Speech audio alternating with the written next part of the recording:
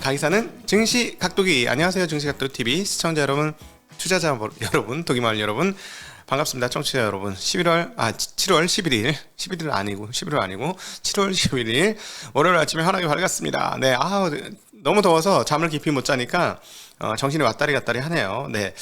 자, 오늘 여러분들한테 제목, 그레이트 스텝 가능성은 없는가? 1% 금리 인상 가능성은 없는가? 라는 제목을 뽑아드렸는데요. 이게 뭐야? 아이씨, 지금 75bp도 힘들어 죽겠는데 라고 생각하실 텐데, 왜 이런 얘기가 나오는지 한번 나눠보도록 하겠습니다. 자, 오늘은 이제 미국 시장은 다 끝났으니까 장전 한마디. 네, 장전 한마디. 오늘자 한마디가 아니고 장전 한마디. 우리도 베어마켓 랠리 했으면 가능성이 없진 않아요. 가능성이. 이 부분에 대해서 조금 더 한번 얘기 나누도록 하고요. 뒤쪽으로 가서. 자, 자이언트 스텝을 넘어서 그레이트 스텝이 나오느냐, 빅이 나오느냐. 네. 75bp 인상이 아니라 100bp 인상이 가능하냐. 왜 이런 얘기를 하냐면, 이번 주에 이 부분이 이제 제가 보기에는 미국 시장에서 가장 중요한 대목이 아닐까 싶습니다. 미국 시장 주간 스케줄을 보면 이거에 대한 생각을 할 수 있게 되죠.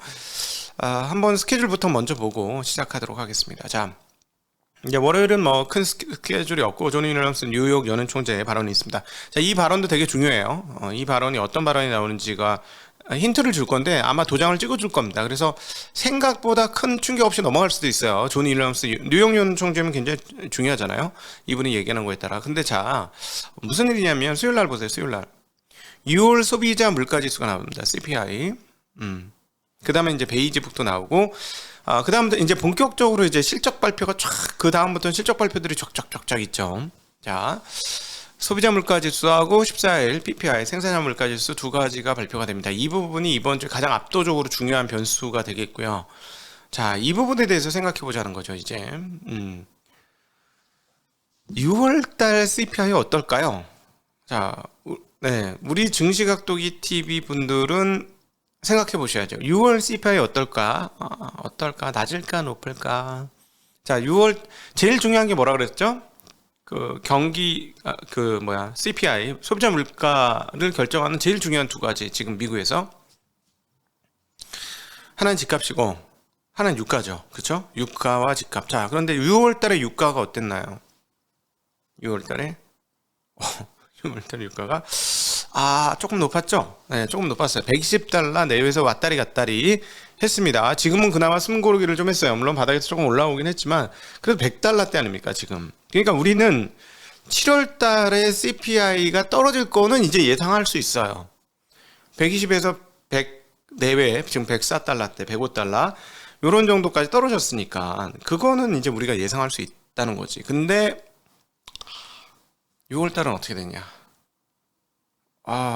높겠네. 그 다음에 이제 집값은 이제 6월 달에 이제 6월 달부터 이제 영향을 받기 시작하죠. 75p 올리니까 깜놀해서 주택 관련 투기 세력들이라든가 상업 세력들이 안 되겠네, 빼야 되겠네 시작을 했겠죠. 그러나 그때 시작인 거죠. 집은 주식하고 달라서 오늘 샀다 내일 팔아요? 그게 쉽지 않습니다. 계약 기간이라는 것이나 이런 것들이 다 있기 때문에 시간이 걸립니다. 그러니까 집값의 하락은 앞으로 한 6개월을 지켜봐야 될 것 같아요. 추세를 보는 거죠. 그것도 가격이 바로 떨어지는 것도 아니고 추세를 보는 거가 될 거예요. 그러니까 집값은 바로 안 떨어졌을 거고, 유가는 고공행진이야. 하강 기조는 보이겠지만 하강은 아닐 수 있겠죠. 네. 그리고 유가가 높다면 고공행진했겠죠, CPI가. 그럴 가능성이 되게 높아 보입니다. 그러면 시장에서 무슨 생각을 할 거냐? 단호하게 75bp 올린다고 했는데, 이 CPI 하나도 안 빠졌어. 그러면 이젠 100bp 아니야? 그레이트 스텝 가는 거 아니야? 라는 생각을 할 가능성이 있죠, 충분히. 시장은 충분히 생각을 할 수 있을 것 같습니다. 제가 생각하는 거 봐서는 미국 시장도 생각을 안 할 수 없다. 충분히 할 것이다 라고 보여주고, 그럼 진짜로 그 CPI가 그렇게 될 거냐. 근데 지금 현재 컨센이 어느 정도냐면, CPI 컨센이 8.8이에요. 오히려 더 높아요. 8.8, 8.9 나와요. 우리가 지난 6월 달에 난리가 났던 게 예상보다 전보다 더 높게 튀니까 난리가 나면서 75p 했죠. 그러면서 굉장히 단호한 태도로 연준 인사들 그동안 계속 발언한 걸 우린 들어왔습니다. 다시 한번 돌아가 볼까요? 엊그저께 주말에 발표된 그 존 윌리엄스 뉴욕연은 총재 발언 보죠. 중요한 것만 한번 얘기해 보죠. 인플레이션이 매우 높고 이는 경제 전반의 가장 큰 위험이다라고 얘기했고요. 물가 안정은 쉬운 일이 아니며 단시일 내에 빠르게 둔화되지도 않을 것이다. 우리는 각오를 단단히 해야 한다. 추가 긴축은 경제 감내 가능 여부, 기대 인플레이션 흐름을 보면서 결정할 것이다라고 했는데요. 자, 근데 이제 그 기대 인플레이션 흐름은 이제 향후에 저는 보니까 9월 달쯤에는 꺾인 게 보일 것 같아요. 왜냐하면 6월 달 75bp, 7월 달 75bp를 만약에 하면 9월 달쯤에는 기대 인플레이션 좀 확실히 꺾인 게 나올 것 같긴 한데, 자, 이제 당장은 7월이 문제인 거죠. 당장 7월에 지금 8.8, 8.9 CPI가 나온다면 어떻게 될 것이냐, 시장이 얼마나 놀랄 것이냐, 이 부분이 핵심이고요. 그러면 정말로 100bp까지 시장은 생각할 거예요. 저는 시장은 이번 주 동안에 생각은 할 것이다 라고 보여지는데, 그럼에도 불구하고 연준이 100bp를 인상하는 거는 그렇게 쉬운 결정은 아닐 것이다 라고 봅니다. 왜냐하면 100bp를 인상을 하게 되면 자기들이 너무 잘못했다는 게 다시 한번 드러난 동시에 심각하게 경제에도 영향을 줄 가능성이 높다고 봅니다. 이 정도면 거의 비상사태를 넘는, 거의 전쟁 상태라는 걸 선포한 것이나 마찬가지이기 때문에, 그렇게 된다면 과도하게 심리가 꺾일 가능성도 있어요. 심리가 이제 차분하게 내려앉아야지. 이제 일단 기대 인플레이션은 다 싹을 없애지만 좀 천천히 내려가야 될 텐데, 이런 정도 하면은 모든 경제 주체들이 디플레를 충분히 생각하게 될 것 같거든요. 채권 시장이 지금 디플레를 생각을 하지만, 경기 침체를 생각하지만, 디플레가 아니고 경기 침체를 생각하지만, 채권 시장만 이런 생각을 하는 거는 아니게 될 것이다. 100bp를 올리는 순간. 그렇게 되면 오히려 그 경색 속도가 너무 빨라서 나중에 순식간에 다시 금리를 올려야 되는 상황이 올 수도 있다. 근데 연준은 그동안에 보면 방향성이 올리다 내리다 올리다 내리다 이렇게 지그재그는 안 해요. 쭉 올리고 쭉 떨어뜨리고 이렇게 했죠. 그래서 급하게 올려서 그 다음 분에는 바로 안 올리고 뭐 떨어뜨릴 준비, 이렇게는 조금 어려울 것 같고요. 쭉 올리게 될 것 같습니다. 그래서 100bp는 현재까지는 시장의 예상처럼 그렇게 높은 확률은 아닐 것이다. 그러나 CPI가 8.8, 8.9 뭐 진짜 지금 컨센이 형성된 만큼 나오면 모두가 이 부분에 대해서 걱정은 하게 될 것이다. 그래서 이번 주가 미국 시장 기준으로는 지금 베어마켓 랠리 중인데 상당한 고비가 될 것이다 라고 보여지죠. 그리고 시장이 얼마나 100bp를 상상할 것이냐가 중요합니다.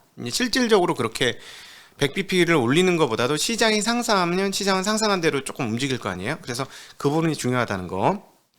게다가 지난 한 주 동안에 그 랠리가 좀 있었죠. 나스닥이 4.56%나 반등을 했어요. 많이 떨어졌기 때문에 반등을 했습니다만, S&P 500도 1.94% 상승을 했고요. 그 다음에 다우도 0.77% 지난 주간 상승했기 때문에 이번 주는 미국이 실적 발표와 그 다음에 CPI 발표를 앞두고 약간 경계의 가드를 올리는 그런 한 주가 될 수 있다라는 생각을 충분히 해볼 수 있을 것 같습니다. 자, 이번 주는 이 CPI 말고 또 하나의 변수가 있는데요. 중국 코로나가 재확산세가 나타나고 있어요.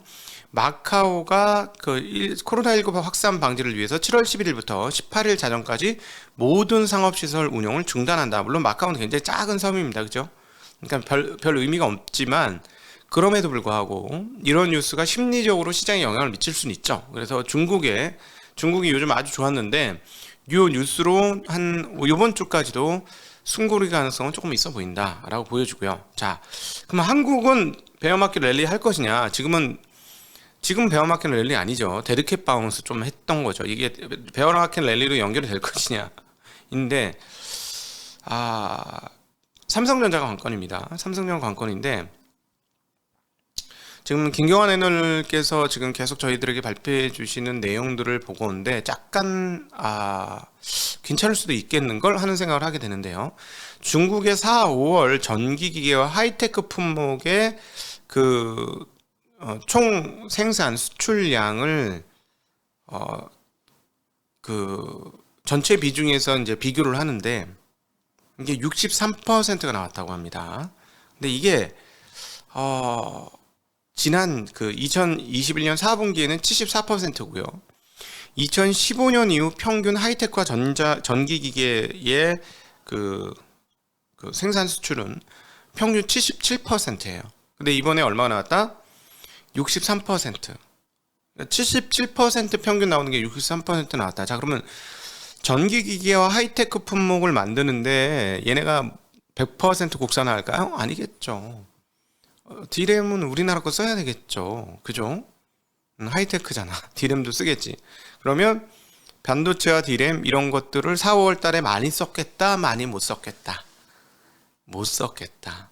자, 그러면 전 세계에서 디램 수요를 가장 많이 하는 국가 중에 하나가 중국인데 거기서 4, 5월 달에 평균 대비 10몇 %가 빠지는 수준으로 제품을 못 만들었으면 반도체 사용량도 그만큼 줄어들었을 거고 재고가 늘어나니까 주문도 안 했을 거고 그러면 삼성전자 2분기 실적이 좋았겠어요? 나빴겠어요?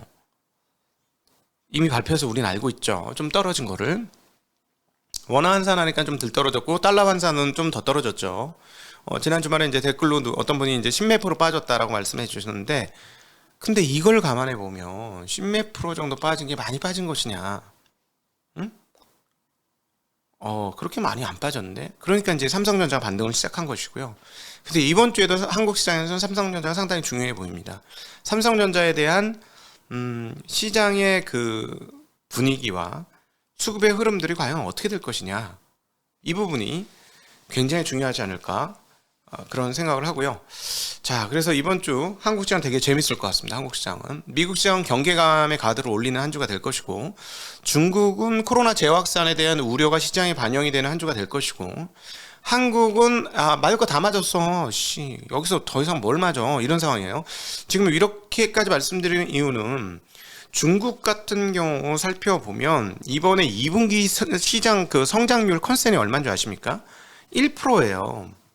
근데 얘는 몇 프로 만들어야 됩니까? 5% 만들어야 돼요. 5.5. 그러니까 5%를 만들어야 되는데 2분기에 1%가 컨센이에요. 만약 진짜 1% 나오면 어떻게 될까요? 하반기 어디쯤 부근에서 중국이 진짜 버블이 올 가능성이 있다. 하반기가 내년 초를 거치는 이 과정에서 왜? 이렇게 낮게 나오니까 놀래서 더 풀을 거 아니야. 돈을 멈추지 않고 계속 풀을 거다. 이미 지금 예를 들자면 이 정도 풀었으면 가만히 냅둬서 이제 경기 흘러가는 걸 봐야 되는데 2분기가 이렇게 나와버리면 쫄려가지고 더 풀 수도 있잖아요, 돈을. 그쵸? 우리가 이제 지금 와서 복기를 해보면 코로나가 무서운 건 맞는데 코로나에서 돈 푼 거 자체가 틀렸다고 생각하지 않아요. 그 당시 보면 버핏도 그러고 다 잘했다 그래요, 연준이. 근데 뭡니까? 너무 많이 풀었고 또 너무 많이 푸른 거를 수도꼭지를 너무 늦게 잠궜다라는 게 지금의 사태를 불러왔다. 근데 사실은 지금의 사태는 연준의 잘못이라기보다도 지금은 다 연준의 잘못이라고 하지만 전쟁이 없었으면 이랬을까? 그 변수는 누구도 몰랐잖아요. 그쵸? 물론 미국 정보통은 알았을지도 모르겠지만 전쟁이 이렇게 날지 몰랐으니까 지금 이런 공급망 적체나 이런 일들을 그리고 근데 코로나는 처음 당해본 일이라 공급망 적체, 물류 적체가 이렇게 날지도 몰랐다는 것이죠. 그러니까 뭐 어떤 여러 가지 뭐 이슈가 있지만 어쨌든 그렇습니다. 그렇게 이제 연준이 수도꼭지를 늦게 잠궜다라는 걸 이제 결과론적으로 얘기하는데 그러니까 지금의 이 인플레이션가 좀 난리가 난 것이다라고 얘기를 하는 건데 지금 중국은 어떻습니까? 2분기에 1% 컨센이 그 성장률 컨센이 나오고 있는 상황이면 수도꼭지 못 잠그죠. 이 정도면 그런데 지금 나오고 있는 뉴스 중에 유동성은 정말로 예상한 대로 늘고 있습니다. 사회융자 총액이 증가율이 연중 최고 수준을 기록하면서 6월 달에 올라갔습니다. 예? 자, 6월 달에도 이랬어요. 제가 보기엔 수도꼭지 잠가도 되거든요, 지금 중국. 근데 못 잠궈요. 2분기 1% 나오면 잠글 수 있을까? 못할 것 같아. 그럼 하반기나 뒤쪽으로 가면 소폭의 버블장이 중국에서 발생할 가능성 유동성 기준으로 보면 충분히 가능하다라는 거 상상해보는 건 그렇게 어렵지 않은 것 같습니다. 자, 그렇다면 한국은 어떨 것이냐? 뭐 한국은 뭐 그렇게 큰 문제가 있겠어? 중국이 저렇게 발떡발떡하면 게다가 제일 중요한 건 중국의 경제 성장률 상승은 자동차 판매 증가도 있지만 이미 자동차 증가 판매 나왔죠. 57만 대 그 전기차 관련이 57만 대나 팔렸어요. 50만 대 팔릴 거라고 예상했는데 그리고 일반 내연기관 자동차도 상당히 큰 폭으로 증가했습니다. 돈 뿌리고 있는 티가 나고 있는 거예요. 지금 중국. 자, 그러면 죽었던 스마트폰 교체 수요는 없을까?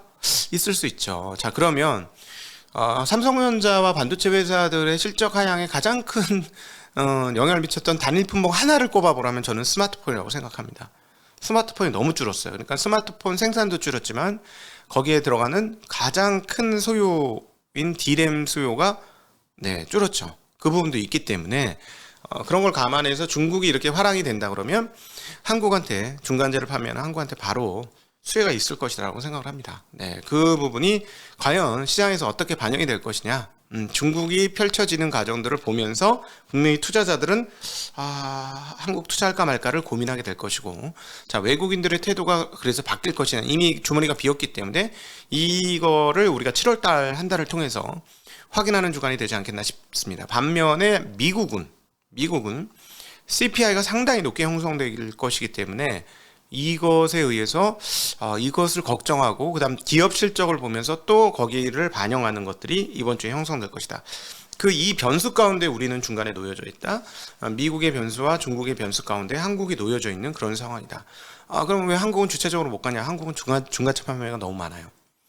완성품 업체도 한국에서 소화를 다 내수해서 소화를 해주는 것이 아니고 다 해외에다 팔아야 되는 입장이기 때문에 외생 변수의 영향을 워낙 많이 받는 나라라서 어쩔 수 없이 그것은 뭐 어쩔 수 없는 상황이다. 인정하고 넘어갈 수밖에 없는 상황이다. 라고 말씀드릴 수밖에 없겠습니다.